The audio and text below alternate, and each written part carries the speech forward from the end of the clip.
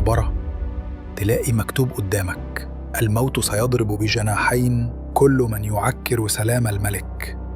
اشترك في القناة واضغط لايك وصل على النبي علشان القصة الجاية يمكن تكون عنك. ويلا نبدأ الحكاية. مقبرة توت عنخ آمون اتفتحت فعلا سنة 1922 على إيد عالم الآثار البريطاني هاوارد كارتر، وكانت واحدة من أعظم الاكتشافات الأثرية في العالم. الجملة اللي كانت منقوشة: الموت سيضرب بجناحيه السامين كل من يعكر سلام الملك، اتقال إنها موجودة فعلا. في جدل حوالين صحتها، لكن الصحف وقتها نشرتها وكبرت الموضوع. اللورد كارنافون الممول الرئيسي مات بعد أسابيع من الفتح بلدغة ناموسة والجرح اتسمم. والغريب إن الكهرباء قطعت في القاهرة في نفس اللحظة. في وفيات غامضة تانية بين الفريق اللي حضر الاكتشاف: سكرتير كارتر، علماء آثار، وحتى الكلب الخاص بكارنافون اللي مات بشكل غريب.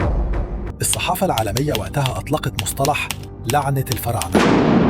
لحد دلوقتي العلماء بيحاولوا يفسروا الموضوع بوجود فطريات أو بكتيريا محبوسة في التوابيت آلاف السنين. بس الترتيب والتزامن في الوفيات خلى الناس مقتنعة إن في لعنة حقيقية.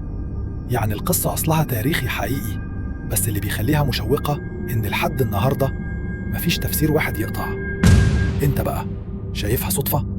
ولا فعلا الفراعنة قدروا يحموا أسرارهم حتى بعد موتهم؟ قول لنا في التعليقات.